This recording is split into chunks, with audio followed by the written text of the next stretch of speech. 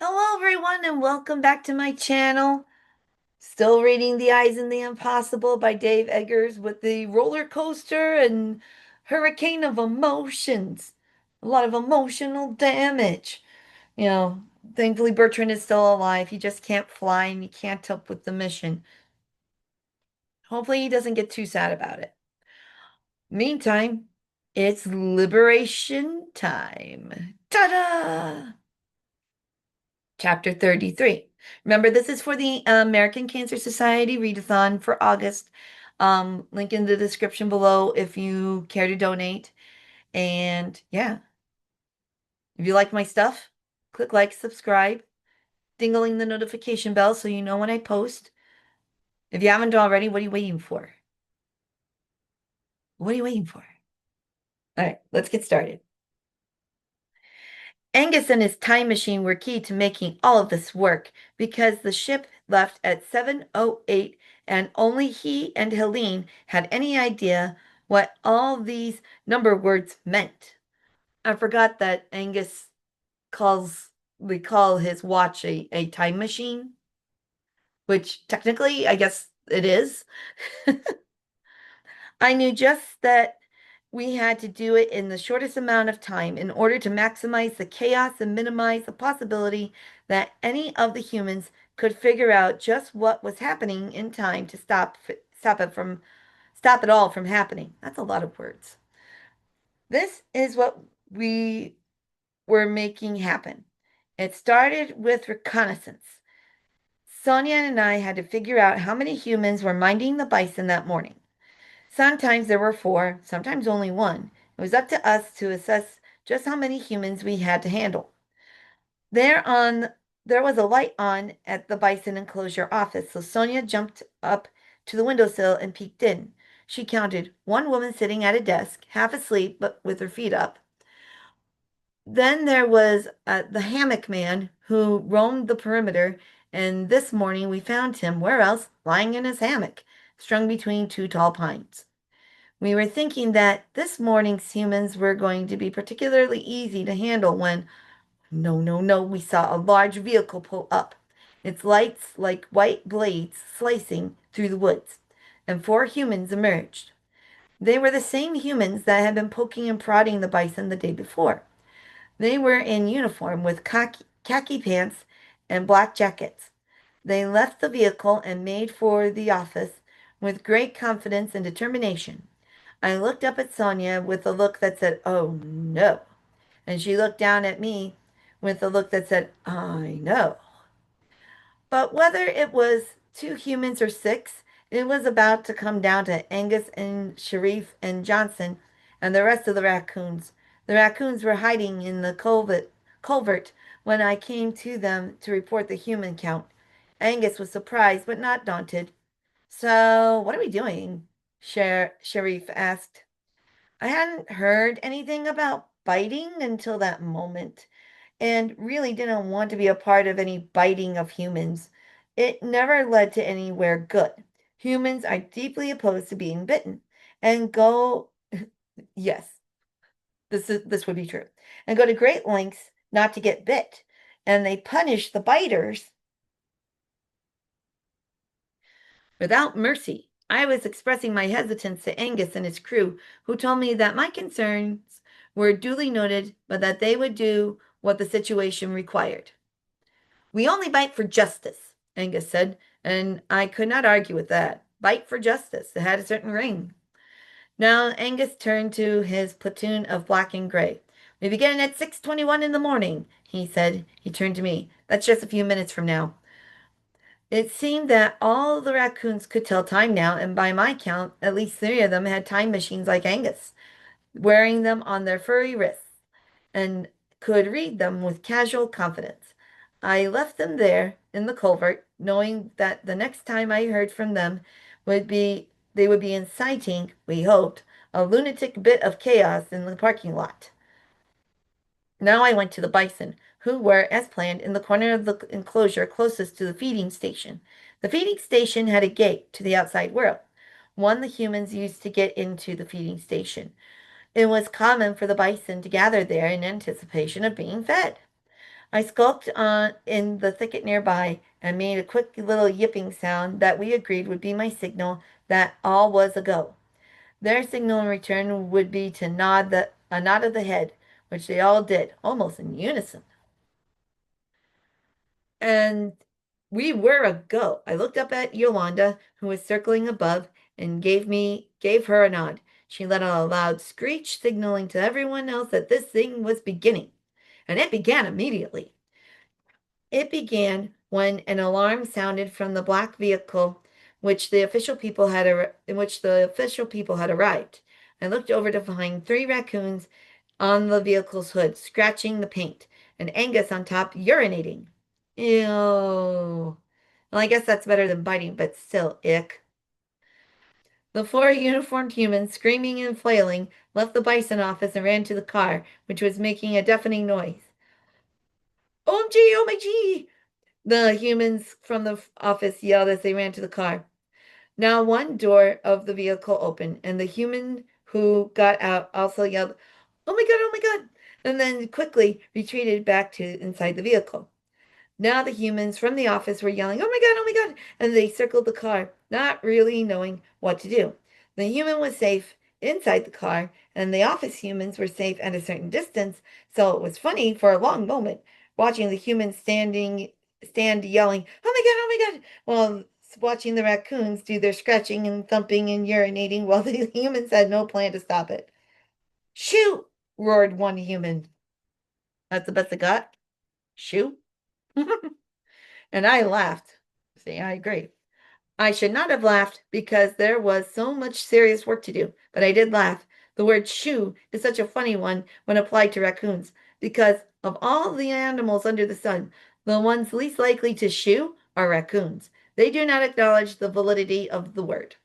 Still, the humans said shoo, shoo, and even the raccoons stopped their scratching and urinating and laughed a bit, but only for a second because more distracting needed to be done. As the people approached with their shoes and waving arms, Angus and his friends jumped from the hood and the roof and began a madcap circling of the vehicle, running under it, jumping back onto the hood, anything to keep the humans in their khakis occupied. The one human who was still in the office came out too, now on her phone, no doubt calling the control the animals people. We had anticipated this. Now it was time to cut the lights. This was the work of the rats. They wanted to be involved some way with the liberation plan. They kept volunteering for various tasks, but we thought it best to limit them to this one key crucial task, to chew through the electrical wires such that when the chaos began, there would be no way to shed any light on it. And bless those rats, just as the madness around the vehicle was at its peak, the lights in the office and around the enclosure all went black. It was still a bit before dawn, so having this period of deepest darkness was essential. And dark it was. So dark, wonderfully dark. We could see everything, of course, being animals and superiors in the way of sight, but we knew the humans would be utterly lost. We have a power outage, the office human said into her phone, and the raccoons seem to be losing their minds. Now I saw the other bison minder, the one who had been in the hammock before. He was walking slowly toward the office woman, slashing the darkness with his flashlight. What's happening? He asked, and then his slashing light cut across me. Ah, the coyote! He yelled and recoiled. Oh no. Coyote? The office woman yelled, terror in her voice. Where? Now that I was in the dark again, I have to admit that I was a bit scared too. Sure that the coyote must be near me, given the hammock man had said the word immediately after slashing me with his light. I looked around, though, and saw nothing like a coyote. More importantly, I smelled no such creature. And I would have smelled anything new and unprecedented like a coyote 1,000 miles away. It would have overwhelmed my nose. Then I looked down and remembered. Oh, yeah. It's gone now, the man said. But the raccoons are everywhere. They've gone nuts. As he explained the raccoon madness, I waited for the humans to move closer to the vehicle. The humans were still too close to the bison's feeding station. We needed the humans out of the eye shot. Angus must have known this too. He likely counted the humans who were gathered near the vehicle and knew that two were missing. The raccoon's task was to distract all the humans, to draw them all away from the bison enclosure. But these two humans were hanging tight. He needed a more dramatic act. Ow! Oh, God, one of them bit me! One of the khaki people had been bit, and I bet it was Angus who did it. He'd bitten for justice, and now this person was shrieking and jumping around, holding his ankle. And finally, the two bison minders went out to the parking lot to help. I'm sorry that this biting happened.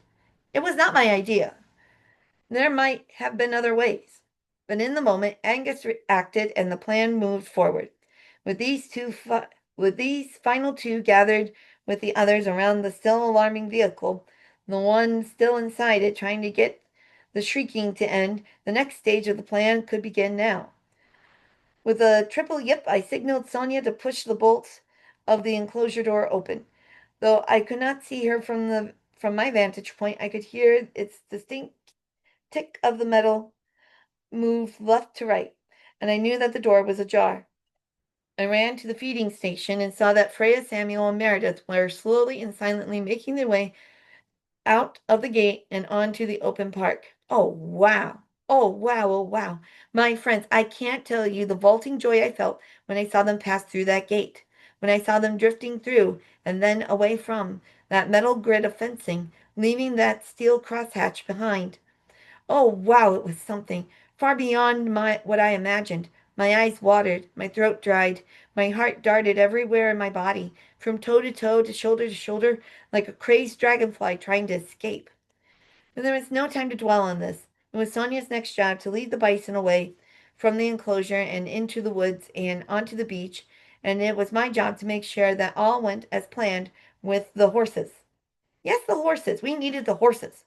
As haughty as they were indispensable to this endeavor. With the bison safely away, I ran to the horse stables and told them it was time, and they did their part with gusto. We had carefully selected three horses that were closest to the size of Freya, Meredith, and Samuel, and the horses' role now was to serve as stand-ins for the bison. Moments after the bison left, following Sonia into the woods, I led the horses into the enclosure, into its farthest corner, away from the humans. So if they were to look across the field, they would see three large lumps, bison-like silhouettes, in the distance, huddled together and seemingly asleep. The horses, of course, would not pass for bison upon close inspection, but at a glance, and to buy precious time, they would do. I watched them lope across the field and settle in the corner, and I thought, well, that is not bad, not bad at all. As they settled into the corner, a siren rose in the distance. Ambulance, I thought. An ambulance for the person Angus bit. Good, I thought. A good distraction. And the person would be fine. For Angus had no diseases or ailments, not even bad breath, which is the problem for many of his kind. Now it was time to catch up with Sonia and take her place leading the bison to the beach. I followed our agreed upon route with my speed as I with and with my speed, I was soon upon their lumbering parade. Psst, I said in the rear of Samuel, who was in the rear.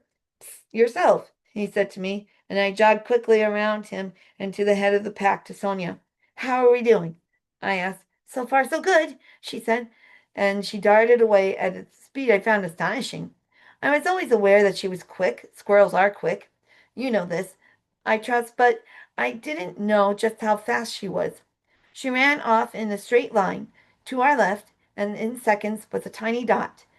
Then gone entirely. Gone. Surely she was not as fast as I, but still. Her work from here on was to circle the park to assess any new people movements and gauge how effective our horse decoys were, to fix any problems that needed fixing, and alert anyone who needed alerting. With Sonia gone and the smell of the ocean wafting through the trees, I turned to Freya. Are you ready? I asked. Soon we'll be at the windmill. When we're at the windmill, we'll be among the goats. And when we are among the goats, it'll be time to go. I know, my son, I know, she said and chuckled. Do you really think we'll make it? I'm far more nervous than I expected to be. In the dim light, I could just barely make out her eyes, and they did seem disquieted. Behind her, Meredith's breathing was quick, tense, on the verge of hyperventilating. Don't worry, I said. Helene will take care of everything. And just as I said it, I wondered if this was true. Helene was capable and bold, but could she really hide three enormous bison among a herd of goats? We did not even know Helene very well. We were basing all this so much on a goat we just met, that I just met, and whom the bison didn't know at all. And hiding enormous bison among relatively tiny goats? Oh, that was all such lunacy. We had not we had not had time to test the theory. Mm, eh. We had not had any time to worry or calculate or run through problems and solutions. We only had time to guess at this idea, and now we had to see it through. That was a lot of action in that chapter. I approve.